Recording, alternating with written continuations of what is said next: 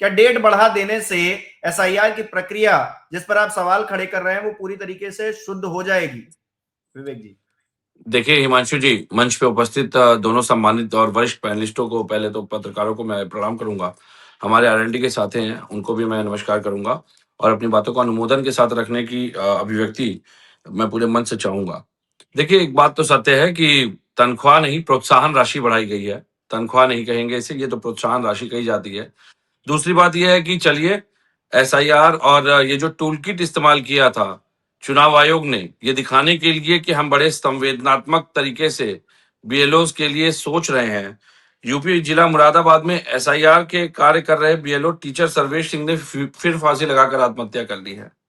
उन्होंने suicide note में ये लिखा, मुझे इस कार्य का पूर्ण ज्ञान नहीं है, जो कि बार बार बात आ रही थी, जो हमारे राष्ट्रीय अध्यक्ष भी कह रहे थे कि ट्रेनिंग नहीं हुई है। इससे मैं अपना टारगेट पूरा नहीं कर पा रहा। रात को 2-3 घंटे भी नहीं सो पा रहा हूं। 4 छोटी छोटी बेटियां हैं, 2 की तबीयत खराब है। परिवार ने तो मेरा हौसला बढ़ाया, लेकिन मैं हार गया। बहुत ही दुखद, बहुत ही असंवेदनशील और बहुत ही अमानवीय दृष्टिकोण लेकर के एसआईआर की प्रक्रिया को इस समय संचालित किया जा रहा है, जिस पर कि पूरी तरह से लगाम लगाने की आवश्यकता है। ये जो समय बढ़ाया गया है, ये समय भी मात्र एक खाना पूर्ति ही है, दिखाने के लिए कि हम हो रही मौतों को लेकर बड़े संवेदनशील हैं।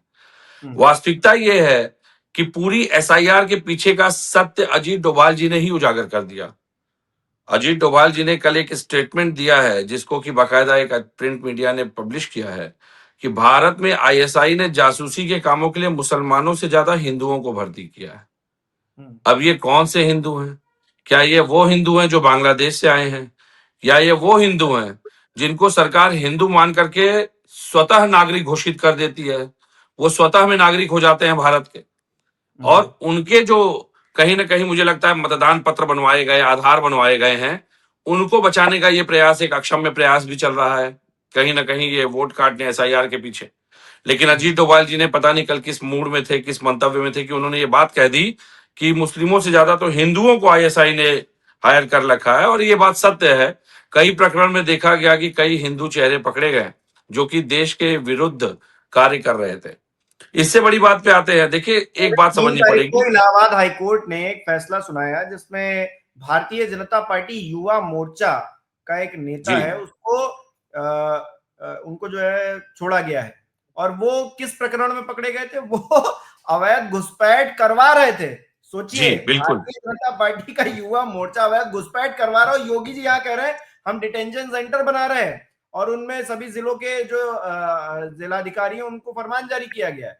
तो ये तो जी, उसके साथ मैं आपको बताऊं, भारतीय जनता पार्टी के जो हमारे बीजेपी के मंत्री जीवेश मिश्रा जी, ये भी एक प्रकरण में अदालत ने इनको दोषी माना था, जब नकली दवाइयों का मास्टरमाइंड कहा गया इनको। उस पर भी आप देखिए, कई सरकारी फंडेड, सरकार के द्वारा जो जिनको बाकायदा बड़े बड़े फंड दिए जा रहे हैं, सारे मीडिया संस्थान मौन थे। कहने का अर्थ यह है, आशय यह है, भारतीय जनता पार्टी के लोग लगातार देश विरोधी कार्यों में संलिप्त हैं, इसके प्रमाण सामने आ चुके हैं। अब यह भारत की जनता को तय करना है कि जो अभी हमारे आदरणीय पत्रकार महोदय ने कहा कि जिस प्रकार से संस्थानों पे, संवैधानिक संस्थाओं पे कब्जा करके भारतीय जनता पार्टी लोगों को मानसिक रूप से कमजोर कर चुकी है, कि 10,000 में लोग अपना वोट बेच दे रहे हैं। तो इस बात को सुनिश्चित करना पड़ेगा कि अभी तो सिर्फ वोट बिका है, आने वाले वक्त में ये आपकी आजादी खरीद लेंगे, आपके बोलने की आजादी खरीद लेंगे, आपका लोकतंत्र खरीद लेंगे, आपकी अभिव्यक्ति की आजादी 21-21 ये खरीद लेंगे।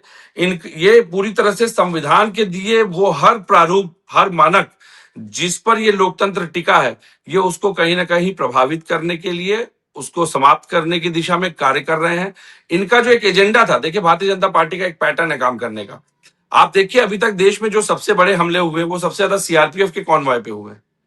ये बड़े आश्चर्य की बात है। ये जब मैं कल घटनाओं का विवरण देख रहा था, तो मुझे एक पैटर्न देखा कि सीआरपीएफ पे सबसे ज्यादा हमले हो रहे हैं। अब इस बात पे भी बहस इस देश में छिड़नी चाहिए कि क्या कारण है कि सीआरपीएफ के कॉन्वॉय सबसे आसान टारगेट बनते हैं। सीआरपीएफ को लेकर के क्या कोई अनऑर्गेनाइज प्लानिंग रहती है, या सीआरपीएफ कॉन्वॉय सबसे इजी टारगेट होता है? तो दोनों ही बातें अपनी जगह पे चिंतनीय ये एक अलग विवेचना का मतलब मुद्दा है। आरपी चौहान साहब भी हमारे साथ हैं। चौहान साहब, जयंत जी कह रहे हैं कि अखिलेश यादव डराने की कोशिश कर रहे हैं। समाजवादी पार्टी के अभी प्रवक्ता बैठे हैं, ये तो कह रहे हैं कि आप सही से काम नहीं कर पा रहे हैं, और यही वजह है कि भाई जनता को तो जागरूक किया ही जाएगा ना, आप लोग जब सही से काम नहीं कर पा रहे।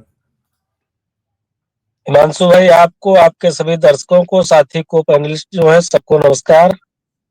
आप देखिए, प्रॉब्लम ये है कि जो सपा के प्रवक्ता कह रहे हैं पाकिस्तान, आईएसआई, हिंदू मुस्लिम जाने क्या क्या, आप एसआईआर पर जो पुनरीक्षण चल रहा है, गणना प्रपत्र भरने में मुझको नहीं लगता कि कोई ऐसी बड़ी समस्या आ रही है। मैं 10 साल तक जिला अध्यक्ष रहा, चुनाव भी लड़ा 17 में, अब की नहीं मिला, आप सब जानते ही है। आवाज भरने में दिक्कत आम आदमी को तो छोड़िए, बीएलओ तक को नहीं पता है क्या क्या भरे जाएंगे। अरे वो शौकिया आत्महत्या कर रहे हैं, इनका कहने का अर्थ है कि वो शौकिया आत्महत्या कर ले रहे हैं, शौकिया आत्महत्या कर ले रहे हैं, इनका कहने का अर्थ है। कोई शौकिया आत्महत्या नहीं कर रहा, बात सुन लीजिए पूरी। सिंपल सा फॉर्म है, उसमें कॉलम कुछ ऐच्छिक है, कुछ वैकल्पिक है, जो आपके पास सूचना भर करके दे दीजिए। इसमें कौन बड़ी आफत आई जा रही है। और मतदाता सूची जो है, एक आदमी, आप हिमांशु भाई, ये गंभीर विषय है।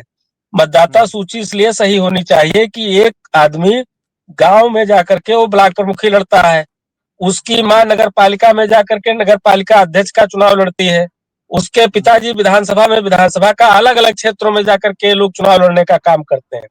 अगर मतदाता सूची में एक जगह नाम दर्ज होगा, 4 जगह नहीं रहेगा, तो उनको ये आम राजनीतिक कार्यकर्ता के लिए, समाजवादी पार्टी के तो तमाम ऐसे कार्यकर्ता है जो चाहते हैं कि मतदाता सूची सही बने। हर आदमी, मैं सिर्फ ये जानना चाह रहा हूँ, ये बीएलओ आत्महत्या क्यों कर रहे हैं, क्या वजह है? ये तो जांच का विषय है ना, ये पता चलेगा जांच के बाद कि क्यों आत्महत्या हो रही है। ना सर, सुसाइड नोट में लिखा है कि हम दबाव नहीं सह पा रहे हैं। जो लोग सोचिए, नौकरी छोड़ देना, इस जमाने में नौकरी मिलना मुश्किल है, लोग नौकरी छोड़ छोड़ के भाग रहे हैं, कह रहे हैं कि भाई हमसे प्रेशर नहीं चला जा रहा है, आप जो है दबाव बना रहे हैं। वो व्यक्ति जिसकी शादी होने वाली थी एक दिन बाद, उसको जो है घर आके किस तरह से बेइज्जत किया गया, वो बेइज्जती में बेचारा लटक गया। बताइए, ये तो मतलब कितनी शर्म की बात है। और कितनी बड़ी मछलियों को पकड़ा गया, ये भी अपने आप में सवाल है। योगी आदित्यनाथ जी कहते हैं कि हम किसी माफिया को नहीं छोड़ेंगे, किसी गुंडे को नहीं छोड़ेंगे, लेकिन ये जो सरकारी गुंडे घर घर जाकर बीएलओ को धमका रहे हैं, इन पर एक्शन कब होगा?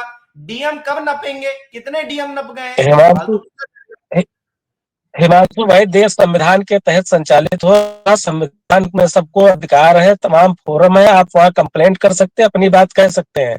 आप भी एक माध्यम है आपके पास, आप बताइए कितने लोगों का आपने एक भारतीय नागरिक का हक मार दिया जाए, जिंदगी जीने का अधिकार भी तो इसी संविधान से मिला है ना, उसे अगर छीन लिया जाए तो हम किस संविधान को माने? उन अधिकारियों पर एक्शन क्यों? जिंदगी जीने का उसको अधिकार मिला है, और उस हिमांशु भाई, जिंदगी जीने का हर आदमी को अधिकार है, और उस जिंदगी जीने के अधिकार के संरक्षण के लिए हमारे देश में न्यायपालिका है और अन्य संवैधानिक संस्थाएं।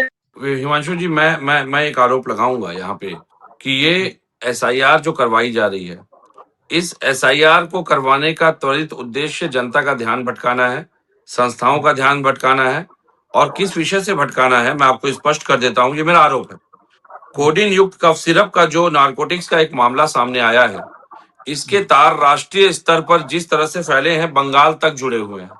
इसमें आपको पता है, इसमें एक आरोपी है जिसको कि बंगाल से पकड़ा गया था, जिसने 200 करोड़ रुपए के कफ सिरप की तस्करी को अंजाम दिया था। उसका नाम, अगर मैं गलत नहीं हूं, विभोर नाम का 3 वर्ष पूर्व पश्चिम बंगाल में नारकोटिक्स कंट्रोल ब्यूरो ने उसे गिरफ्तार किया था। मेरा आरोप यह है स्पष्ट रूप से कि इस पूरे राष्ट्रीय मुद्दे से ध्यान भटकाने के लिए उत्तर प्रदेश में एसआईआर पे पूरी तरह से भाजपा ध्यान केंद्रित करने का प्रयास कर रही है।